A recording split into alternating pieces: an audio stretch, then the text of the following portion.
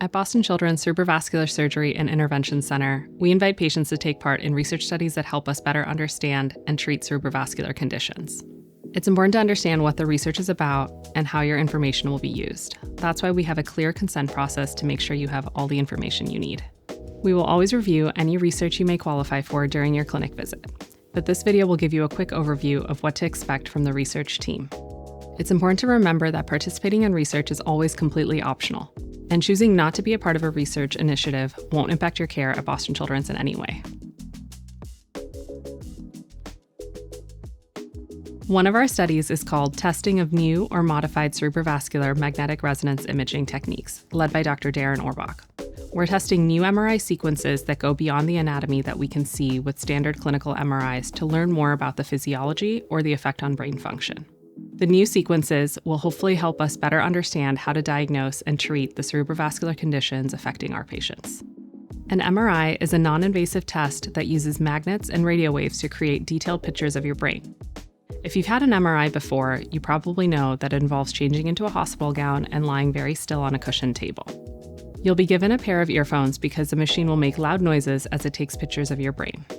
If you have a clinical MRI scheduled, we'll add 15 to 30 minutes for our research sequences. If not, we'll schedule a separate 30 to 60-minute appointment. The study covers all research imaging costs, and no needles or injections are involved for research. For most of the MRI, you can relax and watch a movie or listen to music. We'll guide you through what to do before and during the scan. If you're older than 6, we may ask you to try performing a breath hold exercise during one of the sequences. You'll hear audio prompts telling you when to try to hold your breath for 20 seconds at a time. Just do the best you can. During the breath hold exercise, you may be asked to wear a small nasal cannula like this, which will help us measure the amount of carbon dioxide you are breathing out. Measuring CO2 output, along with the pictures we take, can tell us more about how your blood vessels respond to different stimuli. We may also collect a sequence called 4D flow. All you'll need to do for this part is lie still. This sequence lets us measure how blood flows through your brain and allows us to identify any abnormal patterns. Depending on your age, we may ask you to complete an iPad game called the NIH Toolbox.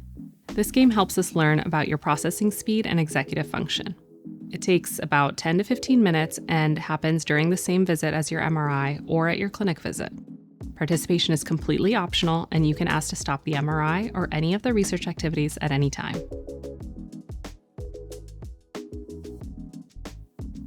You may see us in clinic, or we may reach out to you by phone or email to share more information about this study and see if it's a good fit for you. We're grateful to everyone who chooses to participate and happy to answer any questions you may have about our study. You can message the research team through MyChart or with the email below, or contact your attending if you'd like to schedule a time to talk to a research assistant about this study. Otherwise, we look forward to meeting with you next time you're in clinic.